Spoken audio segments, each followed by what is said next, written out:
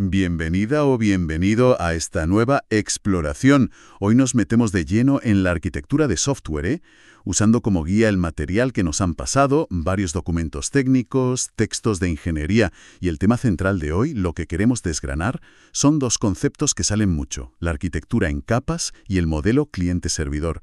Queremos entender bien qué son, según dicen estas fuentes, y sobre todo, pues cuál es la diferencia importante entre ellos. Así que la misión está clara. Intentar clarificar estas estructuras, pero ojo, basándonos solo en la información que tenemos aquí. Nada de opiniones de fuera, solo lo que dicen estos papeles. Vale, pues vamos a ello. Empezamos por la idea esa de las capas. Hay una fuente que lo presenta como una forma de organizar una aplicación. ¿Qué es lo fundamental ahí? Correcto. La idea principal que se saca de esa fuente es la separación de responsabilidades.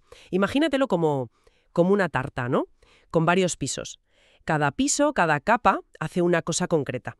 Lo típico es pensar, pues, la capa de presentación arriba, la que ve el usuario, luego una capa de lógica de negocio, con las reglas y tal, y abajo una capa de acceso a datos, que habla con la base de datos. Y lo importante es que una capa habla sobre todo con la que tiene justo encima y justo debajo. Es para organizar por dentro el software, ¿entiendes? Entendido, sí. Una organización interna, por funciones. Y supongo que esta forma de organizar pues tendrá sus ventajas, ¿no? ¿Qué beneficios mencionan las fuentes? Pues mira, el documento ese, 10 Diseño Arquitectónico, es bastante claro con las ventajas. Menciona varias que son, importantes. Primero, la testabilidad. Como cada parte hace una cosa, es más fácil probar cada capa por separado. Puedes ver si la lógica de negocio va bien sin tener que tocar la interfaz, por ejemplo. Segundo, la mantenibilidad. Si hay un fallo o quieres cambiar algo, en teoría, es más sencillo saber en qué capa está el problema o dónde tienes que modificar. No es rebuscar por todo el código. Y tercero, habla de seguridad. Dice que esta separación, ya sea física o lógica, permite poner medidas de seguridad más específicas, como poner la capa de datos en otra red, ¿sabes? Para que sea más difícil entrar desde fuera. Suena bastante lógico, sí. Más orden, más fácil probar, mantener y hasta mejoras de seguridad. Pero claro, en esto de la arquitectura casi nunca hay algo perfecto, ¿verdad? Advierten también de inconvenientes o problemas con este modelo en capas. Efectivamente, la misma fuente que cuenta lo bueno, pues también avisa de puntos débiles, que no es la panacea, vamos. Un tema crítico es el rendimiento. Cada vez que la información tiene que saltar de una capa a otra, aunque sea en la misma máquina, hay como una pequeña penalización, una sobrecarga. Pero es que si encima esas capas están en máquinas diferentes y tienen que hablar por la red, esa sobrecarga puede ser ya importante. La fuente dice que a veces se tarda más en la comunicación entre capas que en procesar los datos en sí. Ostras, o sea que organizar tiene un precio en velocidad. Interesante. ¿Y algo más? ¿Algún otro pero? Sí, varios más. La escalabilidad puede ser un tema. A menudo, estas arquitecturas, tal como las describen ahí, son un poco monolíticas. O sea, toda la aplicación va junta. Si necesitas más potencia, lo fácil es copiar la aplicación entera. Pero si solo necesitas más chicha en una capa, por ejemplo la de negocio, escalar solo esa parte es complicado en el modelo clásico este. También mencionan la complejidad al desplegar. A veces hay dependencias fuertes. Tienes que poner la capa de datos, luego la de negocio, luego la de presentación. Un cambio pequeño abajo puede obligarte a volver a desplegarlo todo. Ya veo, un poco rígido a veces. Eso es. Y otro riesgo es quedarte atado a una tecnología. Si todas las capas usan lo mismo y están muy juntas, meter tecnologías nuevas en solo una parte puede ser difícil. Y para terminar, la tolerancia a fallos. Si falla una capa de abajo, imagínate la base de datos, pues las de arriba que dependen de ella seguramente fallen también, como un dominó. De acuerdo, vale. Un dibujo bastante completo. Organización y separación como puntos fuertes, pero con posibles pegas en rendimiento, escalabilidad, despliegue, flexibilidad tecnológica y robustez ante fallos. Vale, perfecto. Dejemos las capas un momento. Hay otro concepto que aparece bastante en las fuentes, lo mencionan Somerville, Blancarte, el modelo cliente-servidor. ¿Cómo lo describen ellos? Es otra forma de organizar por dentro. Pues aquí la cosa cambia. El modelo cliente-servidor, como lo cuentan Somerville y Blancarte, no se fija tanto en cómo está hecho un programa por dentro, sino en cómo interactúan varios programas distintos a través de una red. La idea central es una distribución de roles. Hay unos que se llaman servidores, que son los que ofrecen servicios. Pueden ser muchas cosas: dar datos, ejecutar cálculos, autenticar gente, lo que sea. Y luego están los clientes, que son los que piden esos servicios a los servidores y los usan. Ah, vale. Entonces, esto va más de la relación, de la conversación entre programas o máquinas en una red, asignando papeles.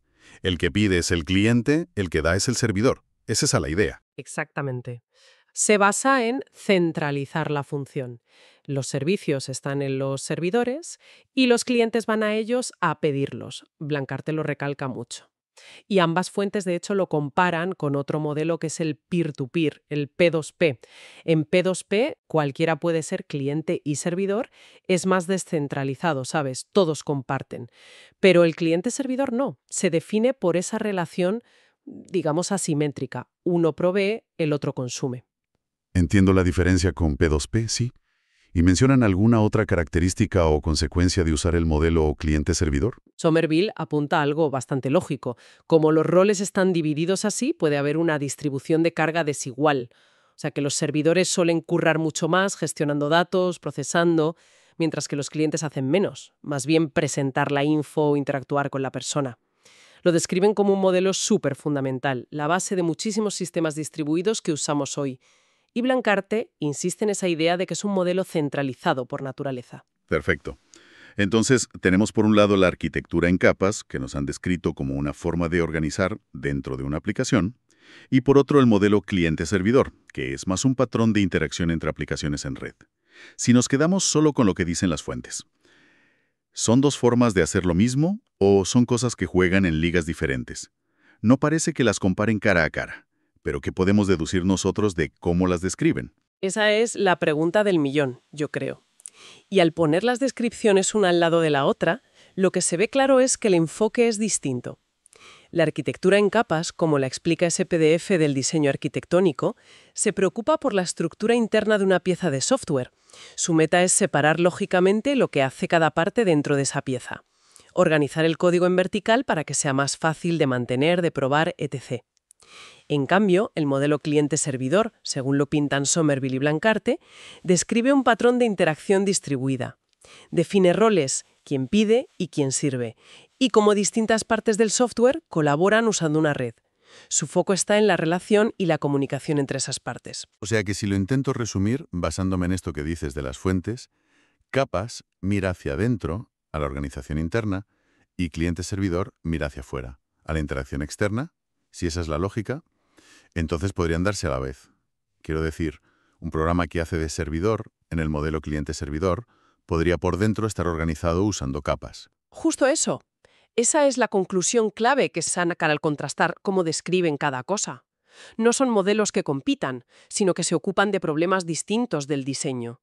Una aplicación que funciona como servidor, por ejemplo una API web, perfectamente puede usar capas por dentro. Una capa para recibir las peticiones web, otra para la lógica de negocio pura y dura, y otra para hablar con la base de datos. Esa aplicación estaría jugando el rol de servidor en la interacción cliente-servidor y a la vez por dentro estaría estructurada en capas. Ah, claro. Y lo mismo para un cliente, ¿eh? Una aplicación cliente que sea compleja, no sé, un programa de escritorio para editar vídeo o una app de móvil patente, también podría usar capas por dentro para organizar su interfaz, su lógica local y cómo habla con los servidores. Así que, según se leen las fuentes, un concepto te dice cómo organizar una pieza por dentro y el otro te dice cómo esa pieza y otras interactúan en un sistema distribuido. Son como ortogonales, se complementan. Creo que ahora sí que veo la distinción mucho más clara, ¿eh? Siempre basándonos en cómo lo cuentan las fuentes. Y esto me lleva a la pregunta práctica. Para alguien que está aprendiendo de diseño de software, ¿por qué es importante pillar bien esta diferencia entre capas y cliente-servidor? ¿Qué nos aporta saberlo? Pues mira, Entender estos dos conceptos y sobre todo que se enfocan en cosas distintas es fundamental para poder analizar y diseñar software bien. Por un lado, saber si una aplicación usa capas o no te ayuda a valorar sus compromisos internos.